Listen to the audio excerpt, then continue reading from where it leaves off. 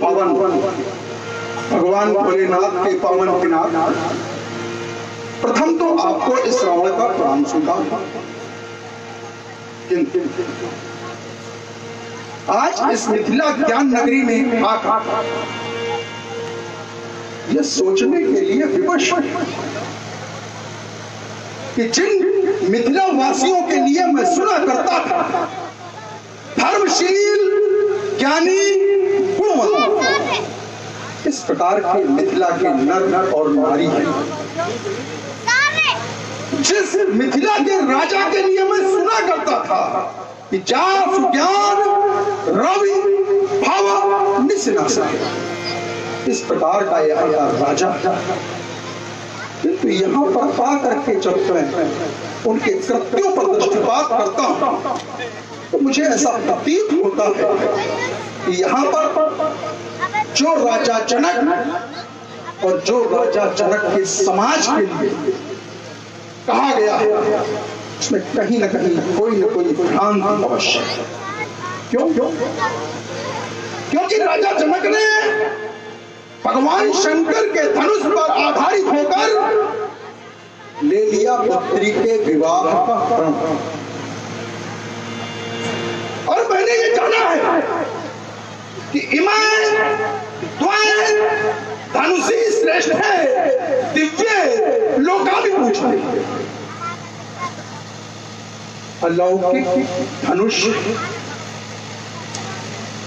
को तोड़ने के लिए राजा जनक ने आमंत्रित किया है देश के राजाओं अर्थात लौकिक जगत के लोगों को आमंत्रित करके अलौकिक को तोड़ने का प्रण राजा जनक ने किया।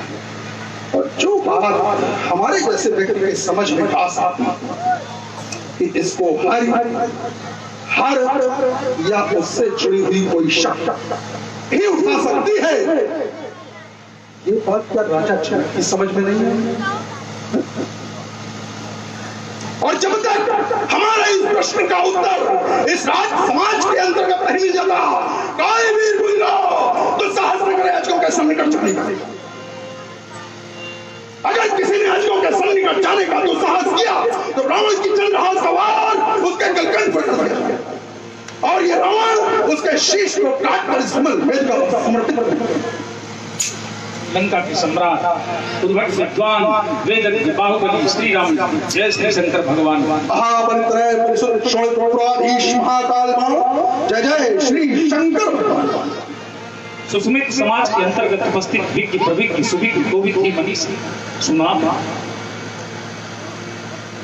आपका जो चिंतन है बड़े यथार्थ के धरातल पर।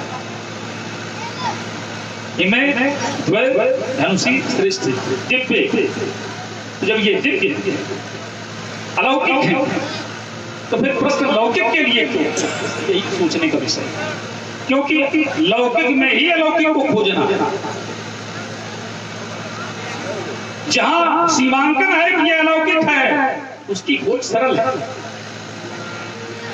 लेकिन लौकिक में अलौकिक को खोजना बड़ा कठिन है। एक मार्ग पे आओ विचार, ज्यों तिलमाही तेल है ज्यों चकमक में आग, और तेरा साई तुझ में जाग सके तो कस्तूरी कुंडली बसे मृग ढूंढे वनमा। इसलिए श्रीमान जी महात्मा जनक ने जो प्रश्न रखा है ये ठीक महात्माओं का प्रश्न है।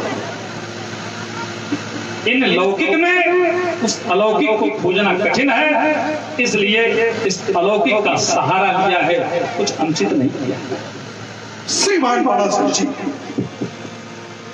आपकी उत्तम सोच के लिए आपको साधुवाद।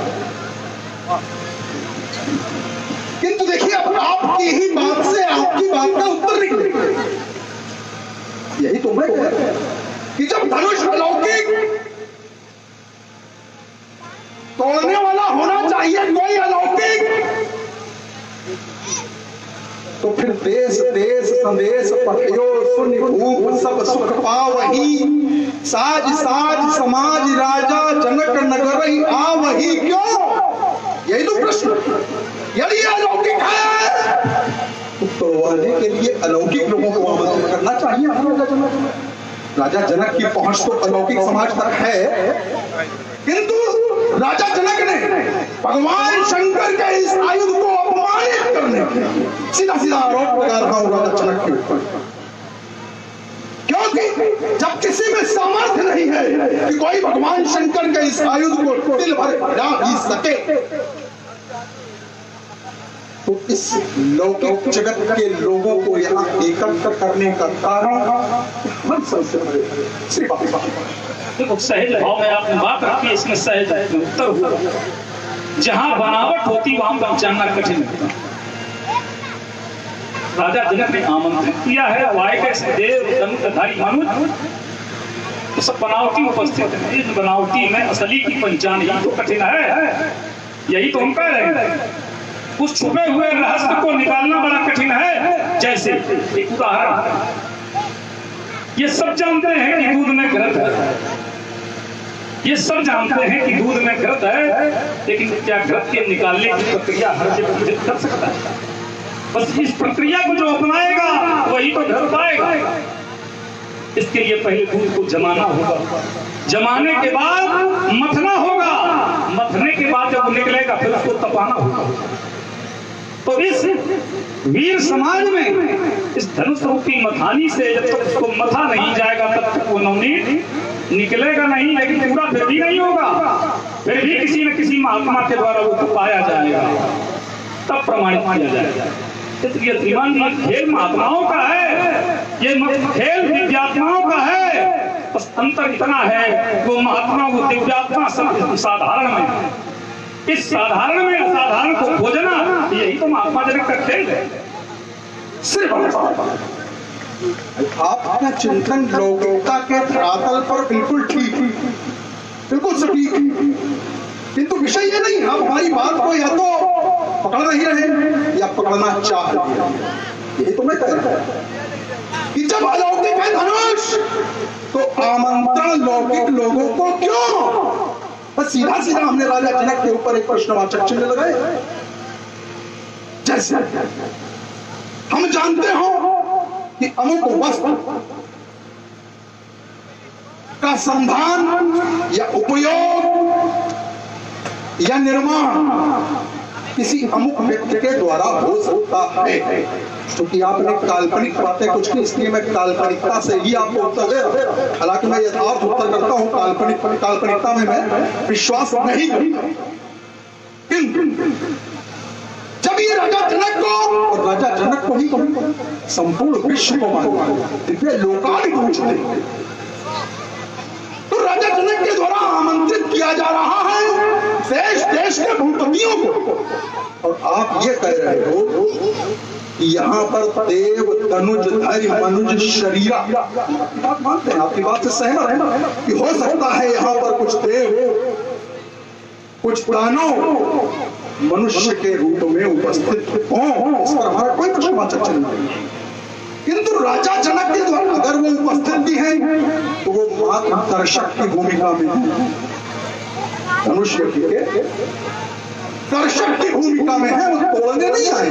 क्योंकि आमंत्रण अगर दिया गया है तो आमंत्रण केवल राजाओं को दिया गया है, वो भी लौकिकता के धरातल के राजाओं को, न कि अलौकिकता के धरातल के। अच्छी बात वहीं पर केवल समझने का अंतर।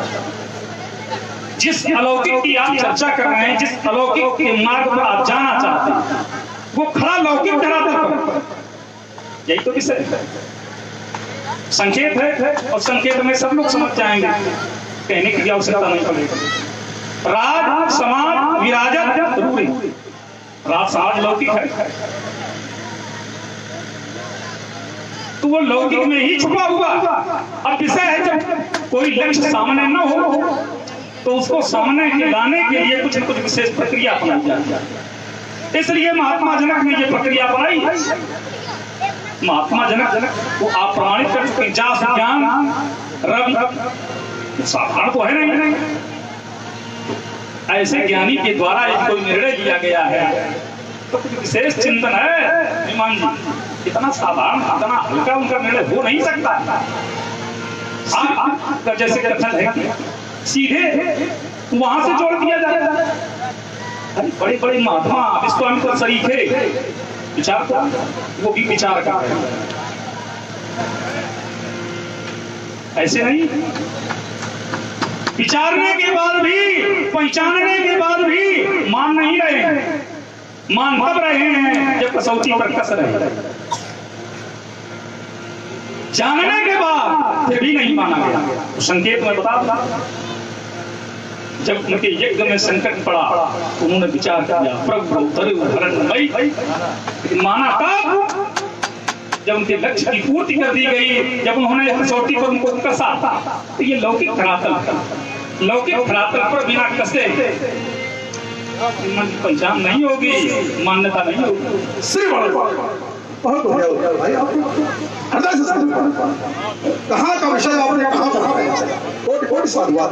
अब देखिए यही एक प्रश्न फिर खड़ा नहीं होगा तो नहीं, यही एक प्रश्न खड़ा और बहुत जटिल प्रश्न है वो, जिसके विषय में आप वार्ता कर रहे हैं कि विश्वामित्र भी सोच रहे हैं, विश्वामित्र भी विचार कर रहे हैं, क्या राजा जनक के द्वारा उसको धनुष यज्ञ का आमंत्रण भेजा गया? यही तो विषय था।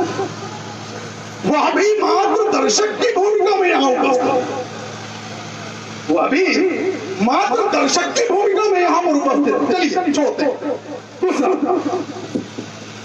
जब भगवान शंकर के द्वारा ये आयुध धरोहर के रूप में दिया गया, देवरात इतिर्ख्यातो निर्ज्येष्ठो मही न्यासो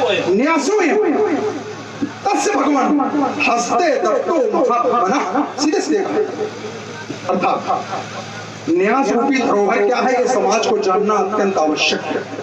धरोहर देखिए 5 प्रकार की: निक्षेप, याचित, अनुवाहित, न्यास और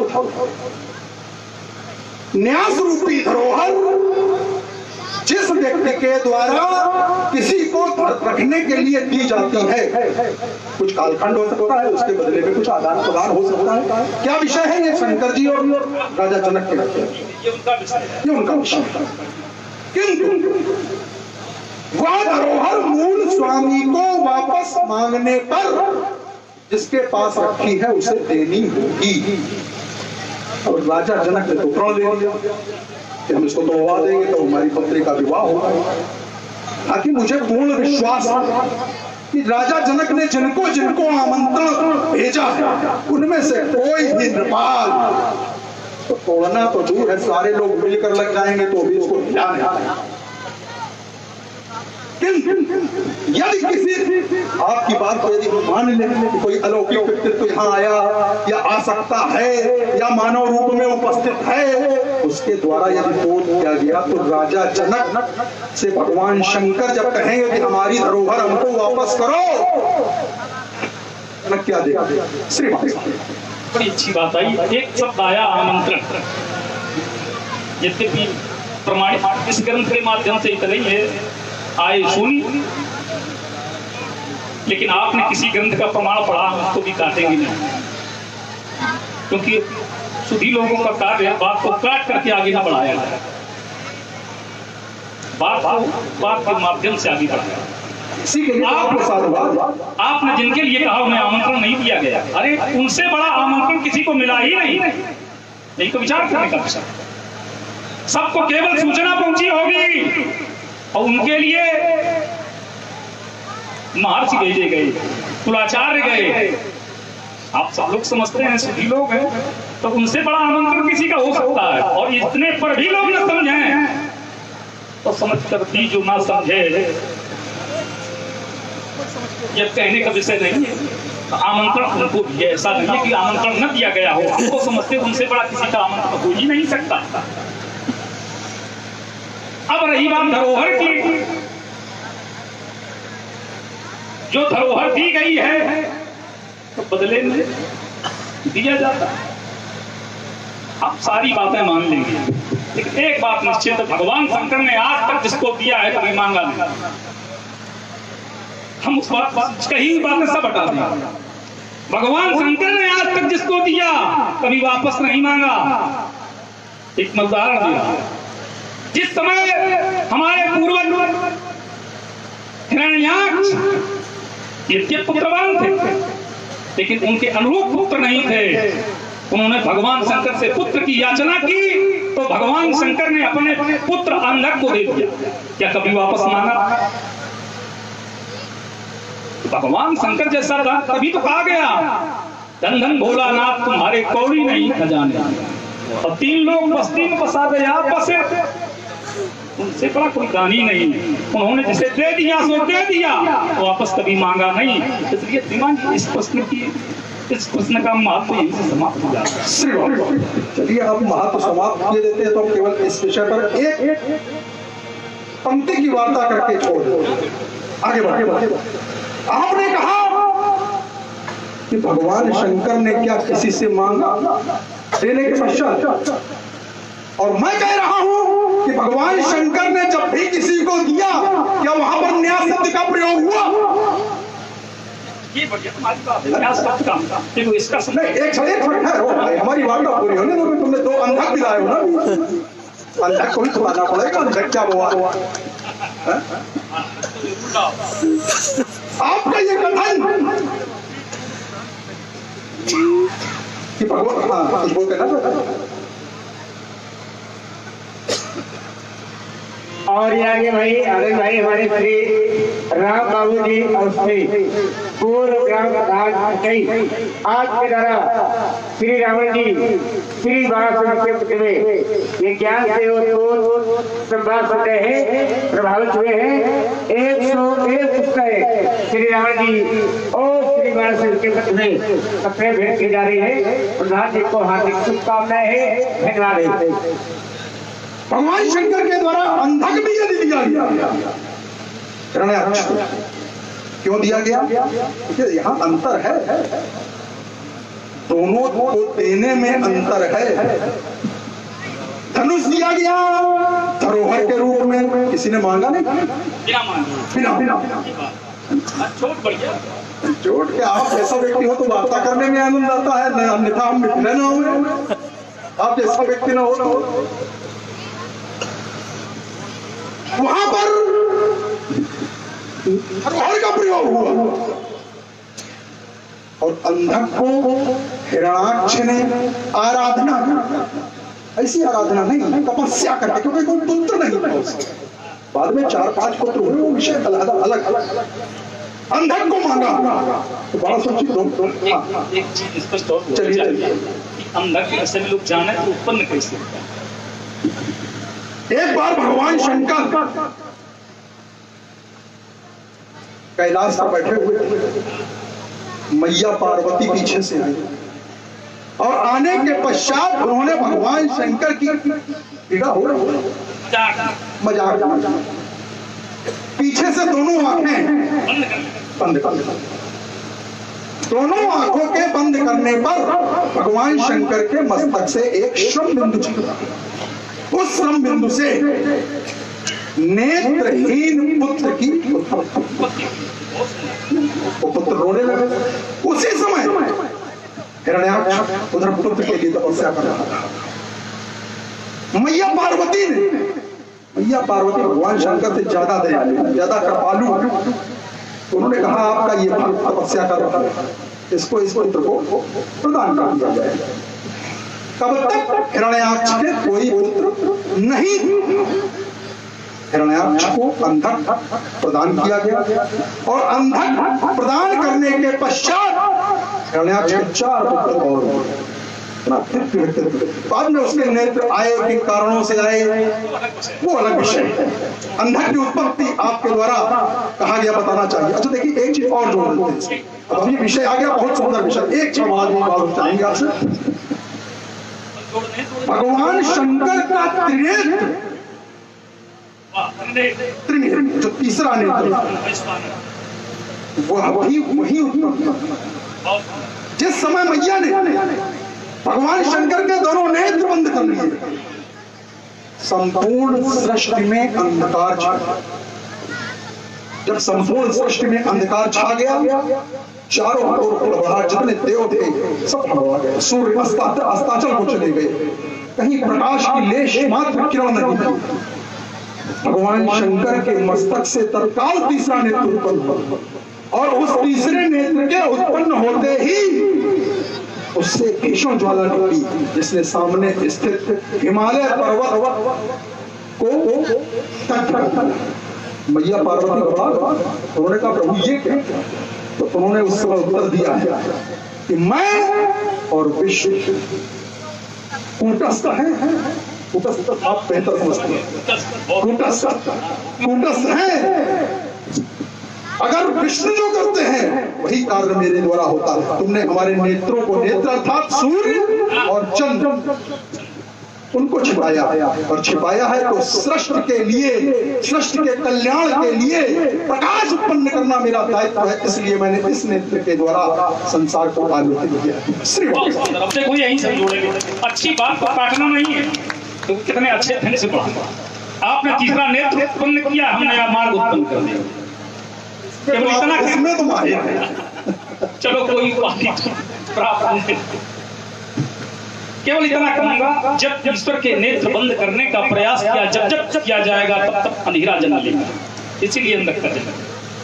अब रही बात, जब तीसरा नेत्र उत्पन्न हुआ, इसी तीसरे नेत्र से मार्ग अवरुद्ध करने वाला एक और उत्पन्न हुआ। भगवान शंकर ने इस ज्वाला को जब सिंधु में फेंका तो जलंधर उत्पन्न हो गया। इन दो नेत्रों से वो अंधेरे के रूप में अंधक जन्मा, तो तीसरे नेत्र से जलंधर जन्मा। उसने भी सृष्टि में बाधा डाली। तो श्रीमान जी, ये ऊपर वाले लोग हैं, जो करें सो अच्छा। नीचे वाले ऊपर वाले हैं, तो भाई नीचे वाले वही तो चर्चा नीचे वालों पर थी, लेकिन पर्चा ऊपर वालों पर भर दिया गया। और भाई प्रभावित हुए माँ करासी देवी रामला, माँ करासी देवी रामला समेत वही ये भी पदाधिकारी उपस्थित है। तो भाई करासी देवी रामला पवई के द्वारा भी 101 उत्सव श्री राम जी और श्री बाला के मध्य में सफेद भेंट दी जा रही है। साथ ही हमारे बीच में उपस्थित है आदरणीय भाई राजेश जी मिश्रा, रावण जी के बड़े कुशल नेता, नवयुग रामविलास समेत कवई। आज के द्वारा भी 51 उत्सव श्री रावण जी और श्री बाला के मध्य में सफेद भेंट दी जा रही है। हार्दिक हार्दिक धन्यवाद।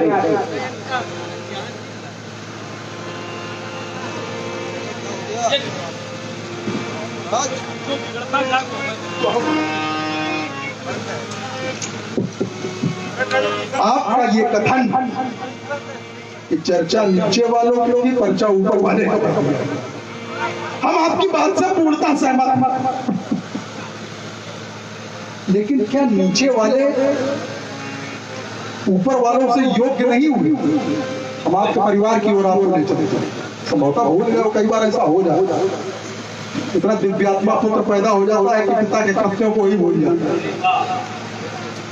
आपके पिताजी के द्वारा किए गए पुण्य कार्य और उस उन पुण्य कार्यों के द्वारा उनको मिला इंद्रासन। तो अगर ऊपर वाले श्रेष्ठ है तो नीचे वाले भी श्रेष्ठ, नीचे वाले कहीं कमजोर। और एक अभी पवई से कुछ एक पवई से अभी कुछ चर्चा यहाँ आई थी। पवई में अभी हम लोग 2 दिन पूर्व गए थे, 2 या 3 दिन हो गए। बहुत सुंदर कमेटी, बहुत सुंदर और इतनी दिव्य लीला का आयोजन इन लोगों के द्वारा किया गया। वहां के नौजवान, मैं तो उनके भाव को देखकर मुझे लग रहा था काश ये लोग को मिल जाते तो इससे जाने कहां पहुंचा। तो एक बार मैं सबसे निवेदन करूंगा कि पवई कमेटी के लिए जोरदार तालियां यहाँ उपस्थित हैं। दूसरा, श्री बाला अपना चिंतन इस विषय पर कर रहा हूँ, अचानक हमारा मस्तिष्क पहुंचता है। नीचे वालों पर बोलना चाहते हैं। आपने बड़ा एक मार्मिक प्रश्न रखा, ऊपर वाले महत्वपूर्ण है तो क्या ये नीचे वाले? ये बहुत सही चिंतन है। क्यों? एक बार ये प्रश्न आया लोगों ने प्रश्न खड़ा किया, अग्नि कभी आदित्य नहीं है, झरना कभी न सागर है, भक्त सदा ही घटकर है, भगवान सदा ही। तो दूसरा वाला खड़ा था, बोले ऐसा नहीं है, अग्नि से आदित्य बना है, झरने से सागर बनता है, और भक्त बने भगवान तो भगवान से बढ़कर बनता है। उचित जोरदार तालियां बजानी चाहिए आप लोगों को भाई, कितनी सुंदर बात कही बाला साहब। और इसी बात से प्रभावित हुए गोप स्वरूप से 21 प्रेम पशु से राम जी के लिए 21 प्रेम पशु से बाणा जी के सपने भेंट किए जा रहे हैं। हार्दिक धन्यवाद है।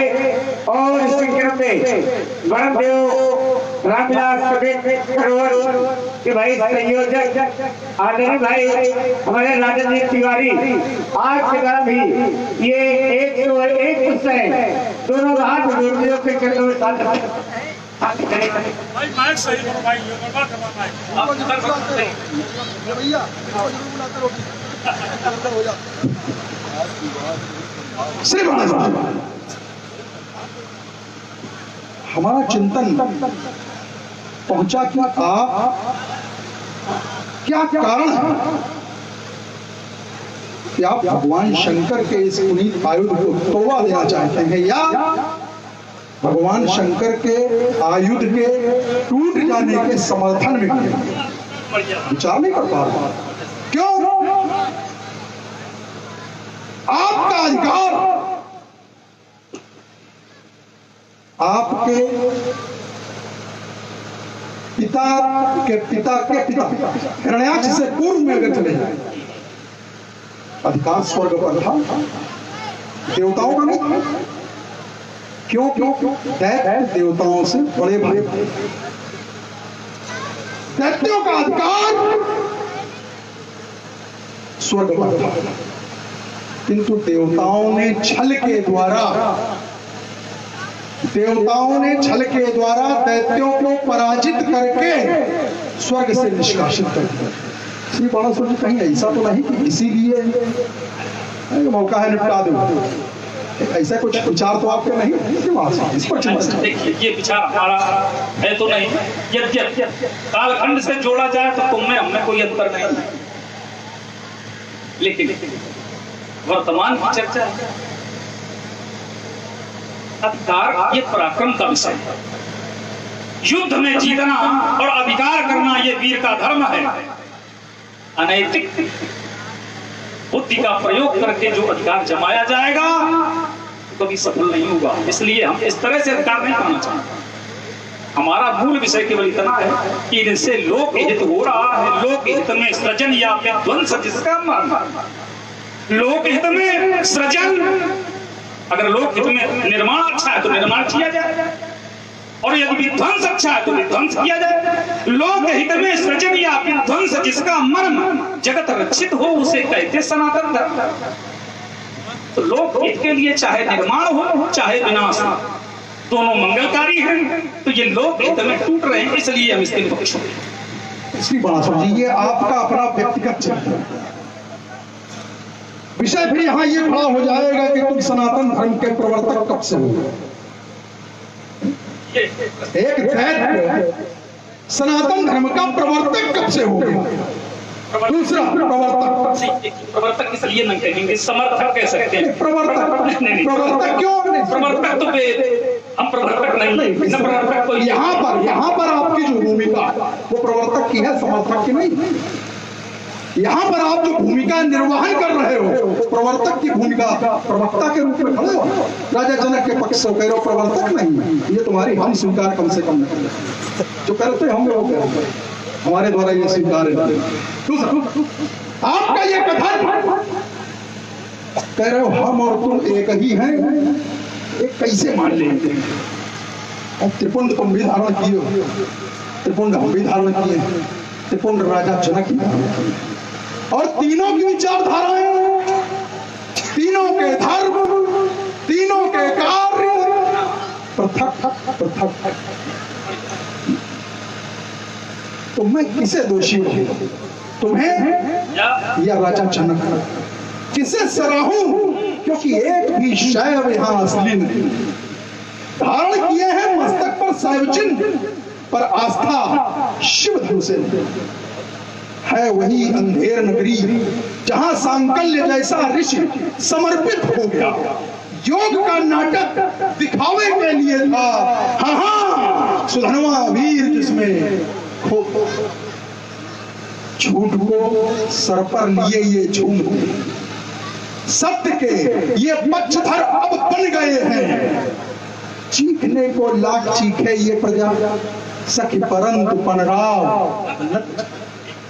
चीखने को लाख चीखे ये प्रजा, पर जनक तो आज हटता पर पड़े हैं। और देखिए वातावरण कब गर्म हो, क्योंकि राख में शोले बड़े छिछले गए।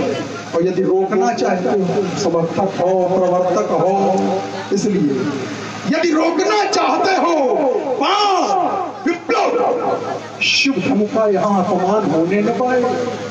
शीघ्र बदल दो अपने विचारों को, क्योंकि क्रोध से पहले ज्वालामुखी हटने न पाए। मैं धरा का शैव हूँ, मैं धरा का शैव हूँ, गुरु का मान रखना जानता हूँ। राज सत्ता पांव की दासी रही है, मैं चलन उसको चलाना चाहता हूँ।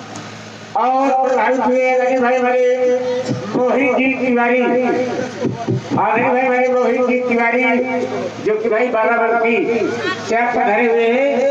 आज हमारा 51 पुस्तक श्री राम जी के सुंदर भेद पर 51 पुस्तक श्री 1200 जी के सुंदर भेद पर भेंट की जा रही है। हाथी धन्यवाद। और एक विशेष सूचना है, श्री बलदेव हमारा मिला समेत करोड़ के तत्वाधान में दिनांक 31 नवंबर दिन शनिवार को नवा विशाल धनुष के महोत्सव होने जा रहा है, जिसमें कि उत्तर भारत के विख्यात कलाकार पधार रहे हैं। सभी भक्तों से ये निवेदन किया जा रहा है 21 नवंबर 2020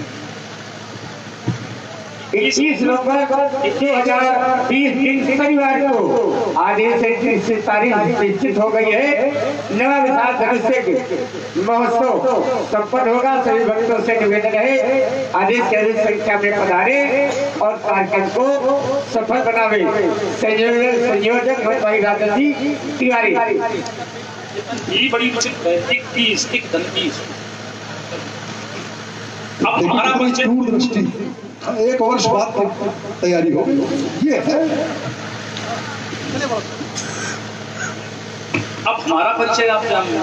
मेरी खामोशी को कमजोरी समझने वालों, मेरी खामोशी को कमजोरी समझने वालों, इतना समझ लो कि राख के नीचे अक्सर अंगार दबी हुई। चोट मीठी जरूर हो गई, लेकिन प्राणघातक। आपने बड़ी अच्छी बात रखी कि तुम और हम एक कैसे। हमने जिस धरातल से जोड़ा, मैं उस धरातल दे रहा हूं। जैसे लौ एक धातु है, उसी से खुरपी बनी है और उसी से बनी तलवार। जाति तो दोनों की एक ही है कि वे क्रम बट गए। जैसे देश में जो खान लोहे की निकलती है, दो तरह का वह यहाँ लोहा उगलती। एक की खुरपी गुणाती निराती गोड़ की खेती, एक की रण क्षेत्र में तलवार तो है तो एक ही, जब आकृति बदल गई है, क्रम बदल गया। इसलिए श्रीमान जब इस धरातल से कहा था जो तुम्हारा है क्षेत्र वही हमारा है। केवल अंतर मात्र थोड़ा सा है। अब रही बात अब असली नकली पर बात आ गई, तो इसलिए असली नकली के चक्कर में न पड़ो। हाँ, हमारा तो केवल इतना कथन है कि इस मार्ग को ठीक इसी तरह से बढ़ाते चले। इस मिथिला में कुछ कहने से पहले विद्वानों से सम्मति ले लो, मत तोड़ो सिर पर भार दशानन अंतर की प्रज्ञा खोलो।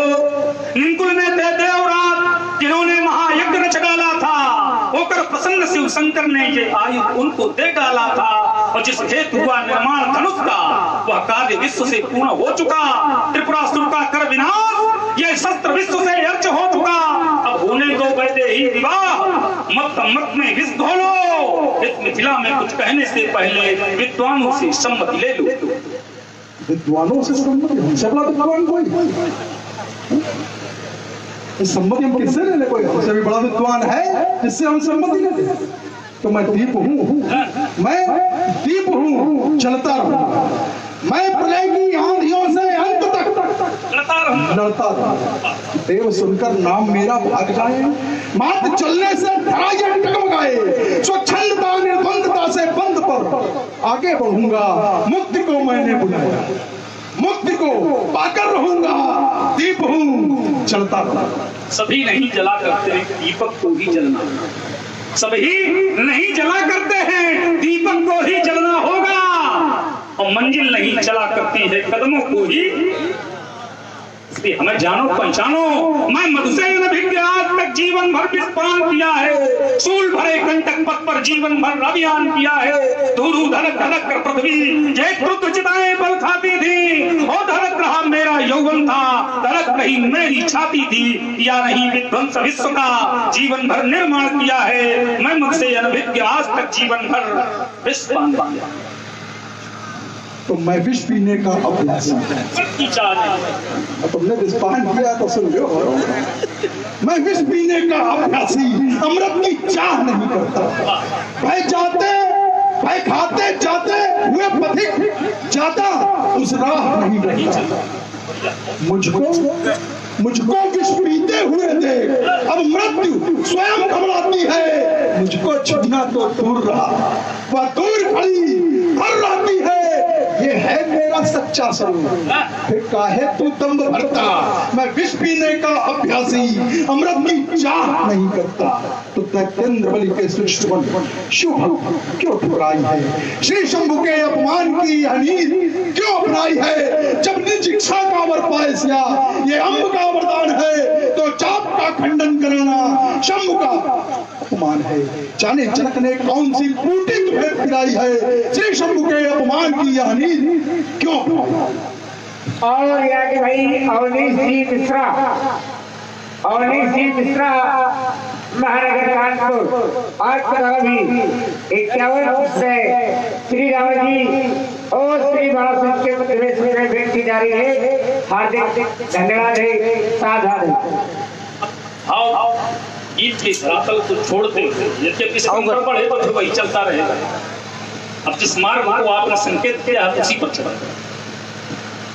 जब स्पष्ट कह चुके सीरंधार धनखंडन पर ही पूरा होगा, तब क्यों नहीं धनुष खंडन होगा? जब गुरुवर ने दे दिया इसे तो शैवों की नहीं बमौती है। निमकुल ने पूजा वर्षों से, इससे उनकी ठकुरौती है। निमकुल को छोड़कर से धरा पर इस आयु को किसने पूजा? तुम भी तो हो महाशैव, शिवायु तुमने कब पूजा? इसलिए सीरंध्वज ही इसके अधिकारी हैं। जैसा चाहेंगे वैसा होगा। आज मैथिली अधिवेशन में अब नहीं धनुष खंडन होगा, अब नहीं धनुष खंडन होगा। यदि होगा तो जानते हो क्या होगा? क्या होगा? ये शंकर का होगा रौद्रू, प्रचंडी का नर्तन होगा। ये बाणों से ज्वाला धक्केगी, अंगारों का वर्षा होगा। अरे विध्वंस करूंगा धनुष करके, चौड़ी की नदी बहा दूंगा। मैं लंकेश विकट हुंकारों से इस अंबर में आग लगा दूंगा।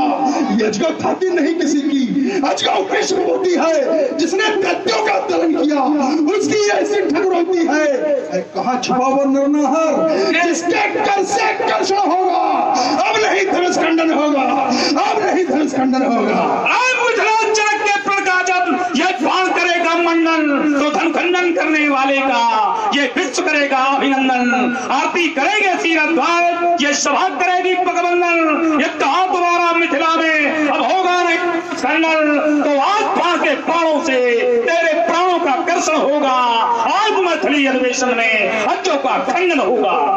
सुंदरियों की सेज नहीं अगली खाड़ों की धारा है। वो बैरी बच न सका जिसने सम्मुख होकर ललकारा है। ये अजगौ वीरत्व कसौटी है, भीगी बालू की भीत नहीं। और बैरी ललकारा युद्ध है, चुप रह जाओ रणनीति नहीं। इसका कृपाण में कितनी ज्वाला, इसे जानता कड़कड़ होगा। अब नहीं धनुष खंडन होगा, अब नहीं धनुष खंडन होगा। सबसे की शान भुला दूंगा। रविवासों के सोने वाले राम रावण, अरे रण आज सिखा दूंगा। बाणों की भीषण बौछारों से अंबर में आग लगा दूंगा।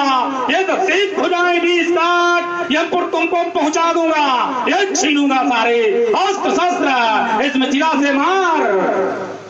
छीन लो, अभी छीने हो कि छीने ले, ये तो काम हमारा है, तुम्हारा काम कब से हो?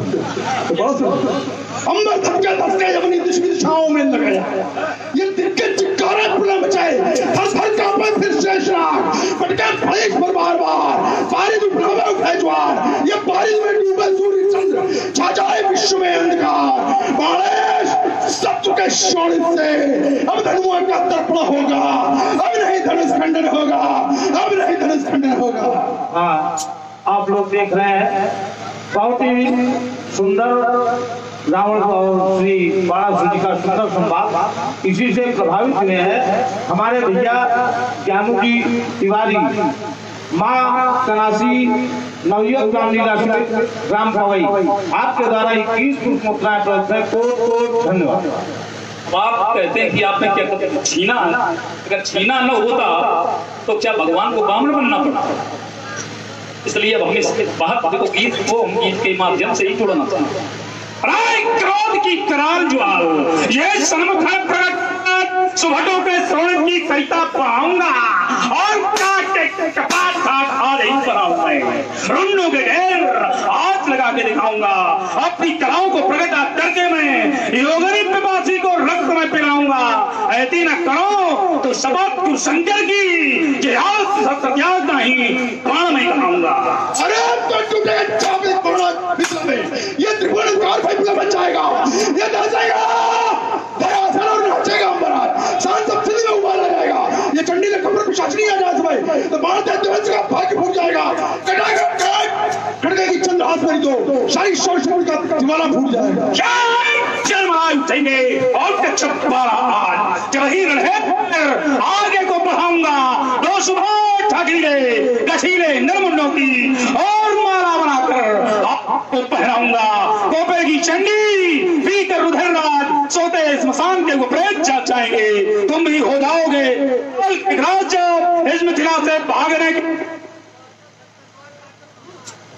तो चलो लिखो अब ही कौन बड़ी बरिबंद जो भाई चढ़ाए के ये तोड़े धनुष सही जो करे खंड न खंडा मैं करना न तुम। इसलिए जिनके कछ विचार मन माही तो चाप समीप मही न जाही। एक बार शिव प्रेमियों प्रेम से उद्घोष करो, सब शंकर भगवान की। आप लोगों ने देखा श्री